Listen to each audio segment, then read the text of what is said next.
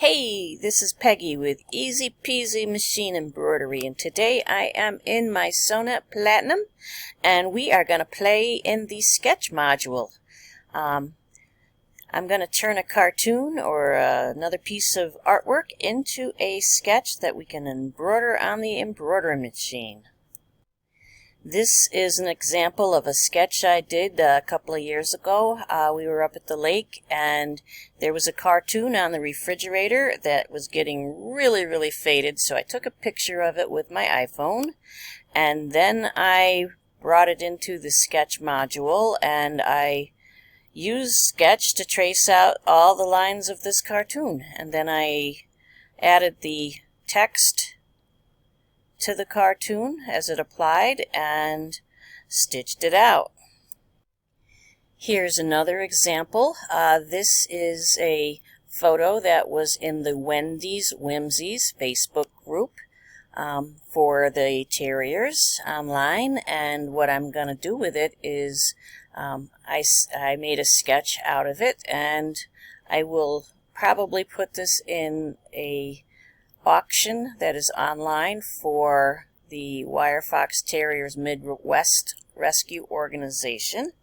I'll change the text here to something to do with Helping Paws, because that's the name of the auction. And usually on a weekend we can run an auction and bring in $6,000–7,000. So everybody makes something, or we all go shopping and find items to put in the auction. Even something like this example is a sketch. I probably wouldn't do it as in the sketch module. I probably would end up doing it in the create module and using the point create to do this with an applique, but it's the same basic principle. So I've opened up my MySewNet and I'm going to go into Create, and I'm going to go way over to Sketch. Remember, this is only in the Platinum version. I highly recommend the Platinum version if you really want to get into the machine embroidery and create your own things. So we're going to load a picture for a new embroidery, and I apologize for my desktop right now because it is a mess. Wasn't too bad, you didn't see all of it. So here is the picture that I showed you before that I had turned into a sketch, and I'm obviously not going to do the whole picture. And we're going to finish it. And so it's going to start out with blue, but I can change that. And I am going to go into my own database. 2296, I'm going to start out with the color black. And all I'm going to do is I'm going to go over here. I can choose a running stitch or triple stitches. I can do motif lines, and here are your options. Generally, if I'm going to do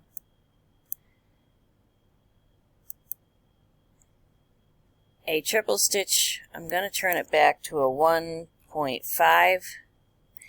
Reason being, when I have to go around a corner or a tight spot, there's a lot of little jiggles here.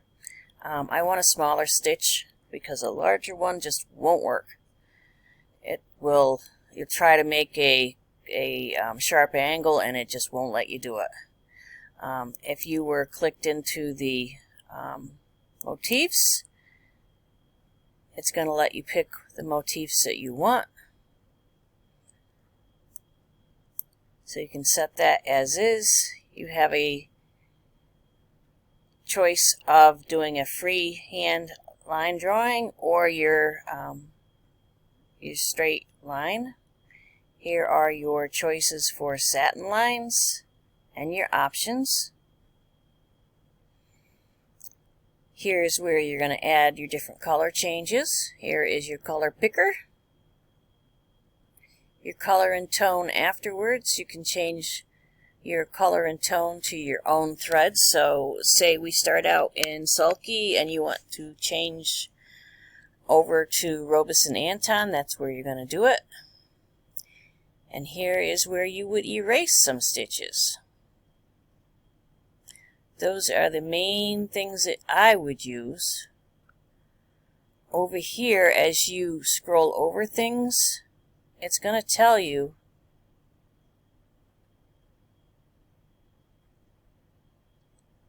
what they are. Okay? Afterwards, here's your grid to show or hide the grid.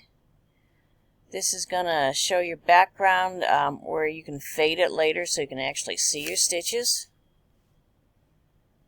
Here's your live view, but it's going to actually show the background, so it's kind of hard to see your stitches in the live view. And here is your design player. It is going to show your design as it stitches out.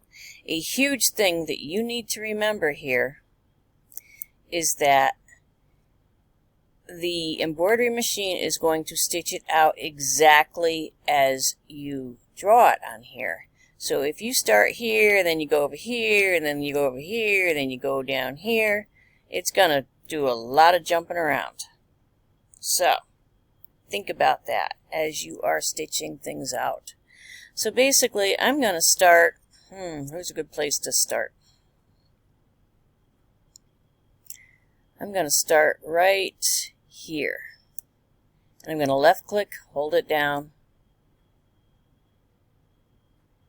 And I'm just going to try to make a few of these squiggles.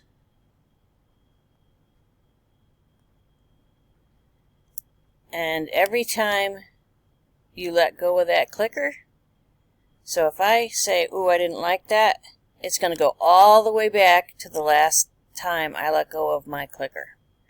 The other thing I wanted to show you is here's the zoom tool.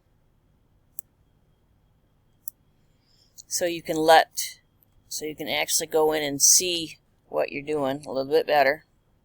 So I'm going to grab my triple stitch here again. So now I can kind of see what I'm doing.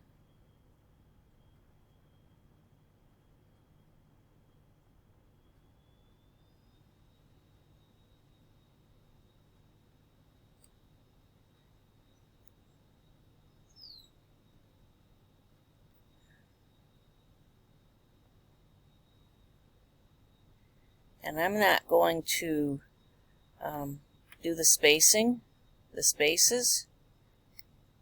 I'm going to do this as a continuous line. Here I'm going to let my left clicker up, and then I'm going to come back down.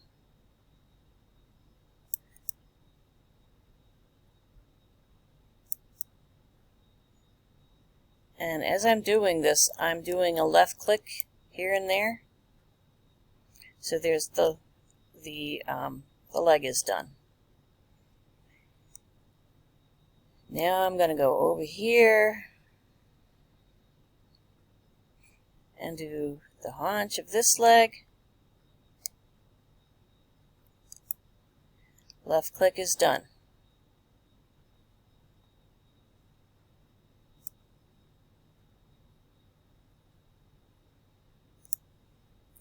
And I'm going to start right here.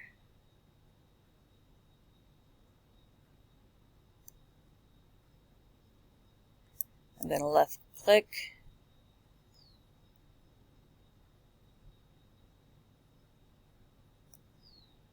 You can see those little dots, those are the stitches.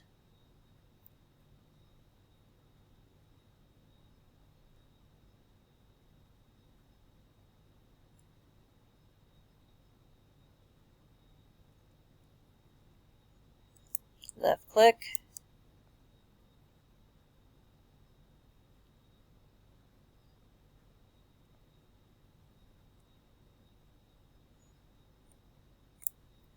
I'm going to left click here again.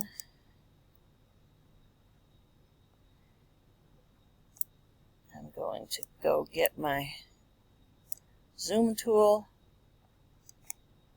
Obviously I've run out of room, so I'm going to just improvise a little bit there.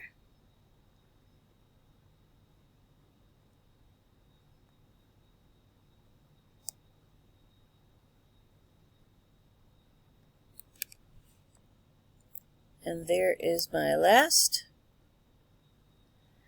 So I right clicked and that turned it into the stitches.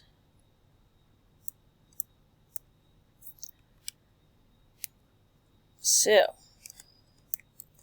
now I'm going to go over here. I'm going to zoom out just a little bit. Grab my pencil again. Still using black. And now I'm going to go back up here. I think this was my last stitch.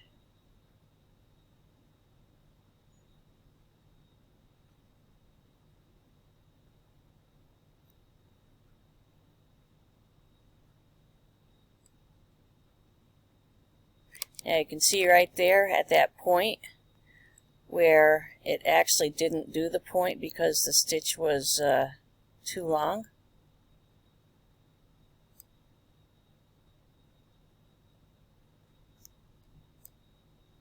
And I don't usually worry about that stuff.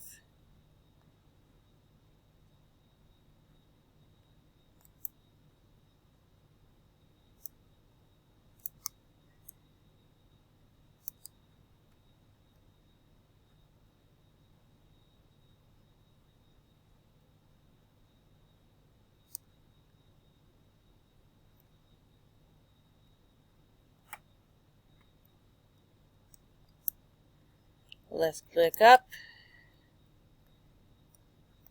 And obviously I already have this done, so I'm just going to rush through this so you kind of get the idea. Alright, so the other thing, I would do the collar here in black, but I would go and change my color to say a red, and I might do some squiggles back and forth here.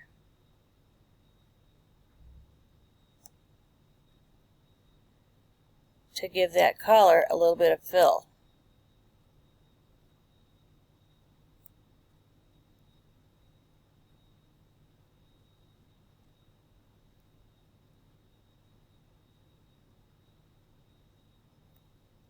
And you can see where I made a mistake there. I should have probably done more left clicks so I could go backwards and change that.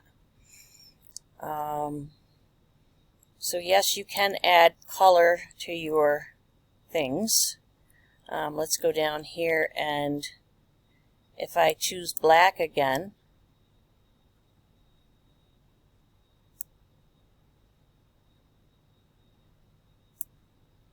and that's not going to actually stitch out in black, so I'm going to do a Control Z, and I'm going to add a new color.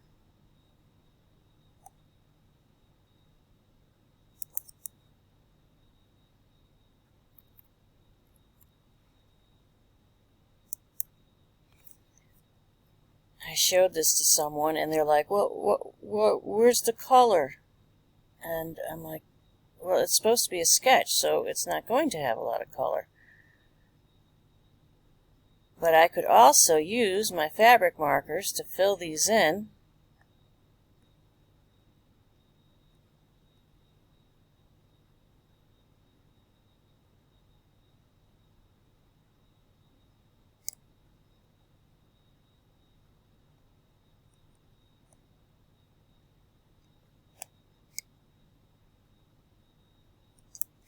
Or, like I said, you could add a color here and then pick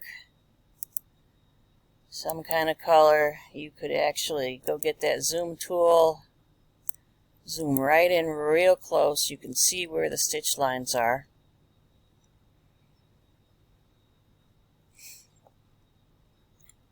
And you could actually take and do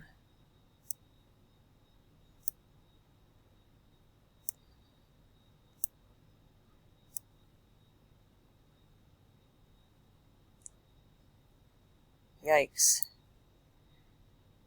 That's how that's done. Now I think I've learned something new today. So you could actually fill some of that in. I personally would not do that, but that's how you might fill that in. That stitch is obviously too big, so I'm going to do a Control-Z, and I would probably do that with a marker instead. I think it would just look better. I'm going to do a zoom out here. And again, here's the finished product. And personally, I would fill these in with a fabric marker. I wouldn't try to do any kind of fill stitches or things like this at this point. Then you would bring this, export it out into your MySewNet Cloud, and you'd bring it into the regular embroidery module, and then you'd add your text around it, and you should be good to go after that. I hope you have learned a little bit from this video, and like and subscribe, and hopefully I'll give you some more videos down the line. Thank you. Bye.